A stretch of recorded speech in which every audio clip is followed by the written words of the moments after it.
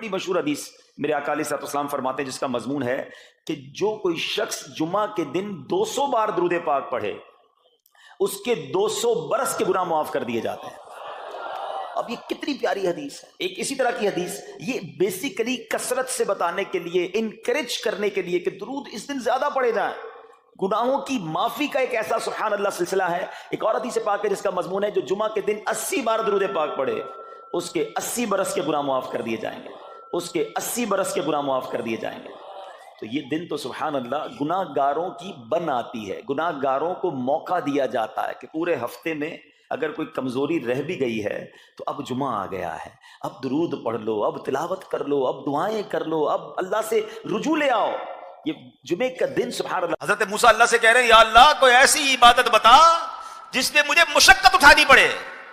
اب دیکھیں رب کی طرف سے ارشاد کیا ہوا ہے، موسیٰ بلند آواز سے میرا ذکر کیا کرو۔ حضرت موسیٰ کو کیا تکلیف ہونی تھی، آپ نے اللہ کا ذکر کرنا شروع کیا، جتنا ذکر کرتے گئے اتنا مزہ آتا گیا، اتنا لطف آتا گیا، آپ اور ذکر کرتے گئے اور ذکر کرتے گئے۔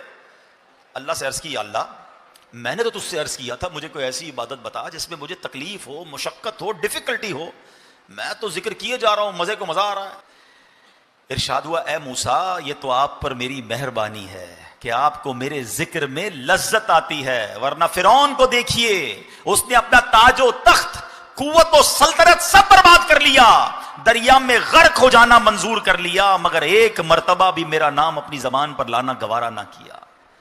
اس کا مطلب پتہ ہے کیا ہوا کہ خوش نصیب وہ ہے جسے ذکر کی توفیق ملتی ہے۔ مولانا قاسم نانوتوی کا کسی ہندو پنڈت سے مقابلہ ہوا، مناظرہ، تو اس ہندو پنڈت نے کہا اسلام سچا دین ہے، یہ ہندو مذہب سچا دین ہے، اس کا ایسے پتہ چل جائے گا کہ یہ دیگ رکھی ہوئی ہے نا کھانے کی، میں پوری دیگ کھا لوں گا اور نہیں مروں گا، آپ بھی ایسی ایک دیگ کھا کے بتاؤ، میں گارنٹی سے کہتا ہوں آپ مر جاؤ گے۔ اب وہ بیٹھ گئے بیچارے سر جھکا کے نا، لوگوں نے تالیاں بجانا شروع کر دی، یہ تو ہار گئے بھائی، ان کے بس کا نہیں ہے۔ اس کا مطلب بھگوان کس کے ساتھ ہے؟ ان کے ساتھ ہے۔